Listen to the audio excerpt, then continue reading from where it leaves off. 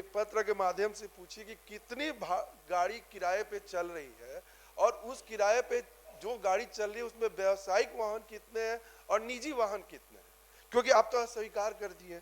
दूसरा प्रश्न है, देखा गया है कि ये किसी भी वाहन में जो भी सरकारी अधिकारी होते हैं किसी भी वाहन में बैठेंगे वो बिहार सरकार की बोर्ड डाल देंगे।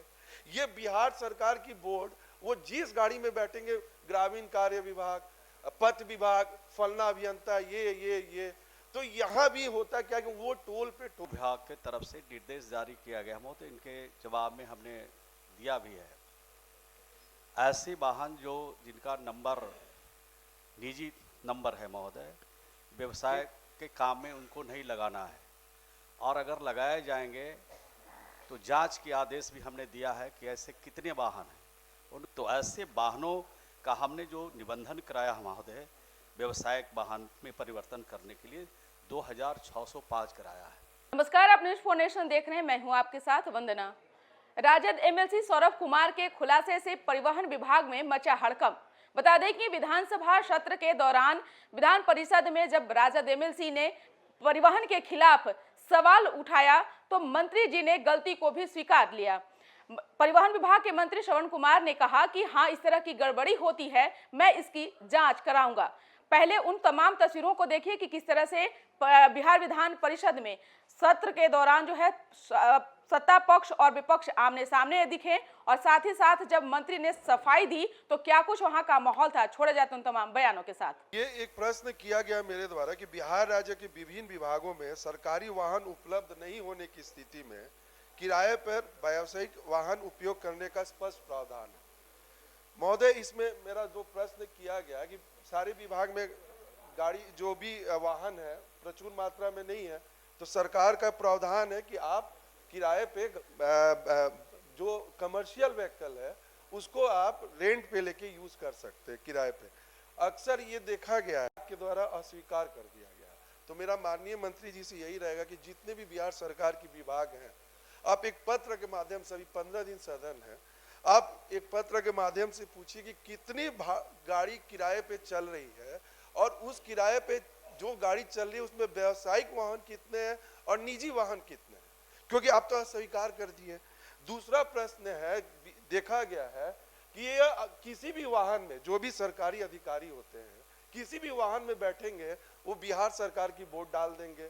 ये बिहार सरकार की बोर्ड वो जिस गाड़ी में बैठेंगे, ग्रामीण कार्य विभाग, पथ विभाग, फलना अभियंता, ये तो यहाँ भी होता क्या कि वो टोल पे टोल नहीं देते हैं और वहाँ पे दिखाते कि हम बिहार।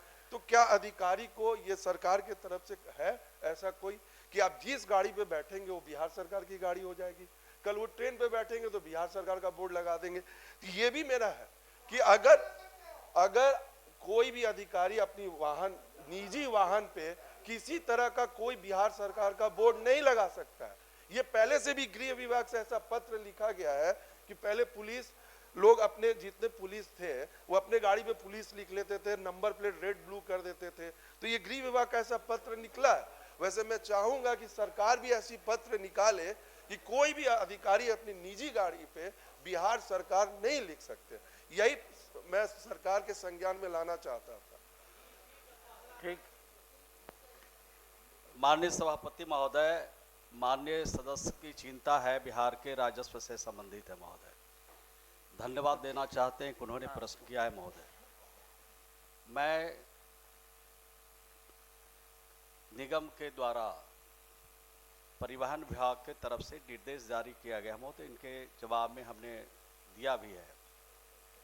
ऐसे वाहन जो जिनका नंबर निजी नंबर है महोदय, व्यवसाय के काम में उनको नहीं लगाना है, और अगर लगाए जाएंगे तो जांच के आदेश भी हमने दिया है कि ऐसे कितने वाहन हैं उनको राज्य भर में चिन्हित किया जाए। और हमने अभी तक अगर वो उनका वाहन निजी है और व्यवसाय में काम करना चाहते हैं, किसी कंपनी को देना चाहते हैं, किसी अधिकारी को देकर काम चलाना चाहते हैं, तो ऐसे वाहनों का हमने जो निबंधन कराया महोदय, व्यवसायिक वाहन में परिवर्तन करने के लिए 2605 कराया है।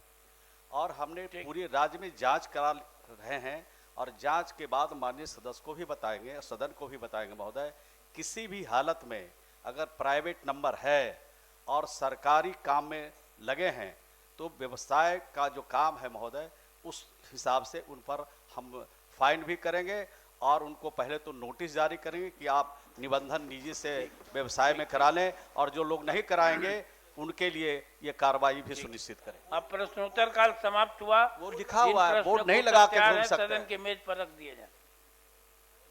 सदस्य श्री सौरभ कुमार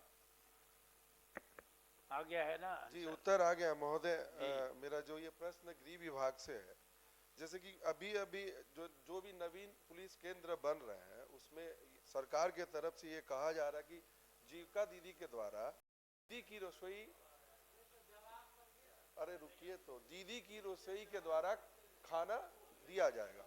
तो इसमें ये देखा गया है कि पहले 5700 रुपए प्रति माह के दर से ये रखा गया था कि 3 टाइम के खाना जितने भी पुलिस जवान है उनको दीदी के रसोई से ये किया जाएगा। फिर बाद में क्या हुआ, सरकार उसको 60 रुपया प्रति पुलिस के लिए। तो अभी मेरा ये कहना है इस प्रश्न में कि आप जो राशन मनी भत्ता दे रहे हैं वो 3000 रुपया दे रहे हैं और ये 3000 आप कब से दे रहे हैं, तो 11/1/2017 के बाद से आप 3000 रुपया भत्ता दे रहे हैं। आज 2017 से 2026 9 साल में, अरे यार क्या करते रहते हैं भाई, बीच में मत बोलिए। नहीं बोल, तो ये जो राशन भत्ता 2017 से 3000 रुपया दिया जा रहा है इसकी भी बढ़ोतरी नहीं की गई है।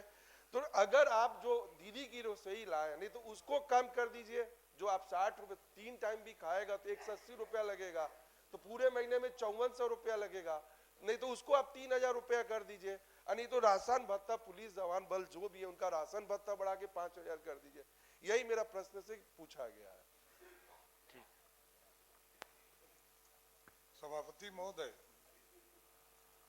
वस्तु स्थिति जो माननीय सदस्य ने जो चिंता जाहिर किया है, गृह विभाग ने स्पष्ट तौर पर नवीन पुलिस केंद्रों पर जीविका दीदी के माध्यम से भोजन उपलब्ध हो, दीदी की रसोई के माध्यम से, उसमें हम अभी तो शुरुआत ही की है और अभी हम लोगों ने रेट भी तय कर दिया है कि प्रत्येक थाली मात्र 60 रुपये पर उपलब्ध कराए जाएंगे। अभी कई केंद्रों में खुलने हैं, यदि इस तरह का कोई मांग या कोई स्थिति आएगी तो जरूर विचार करेंगे। क्या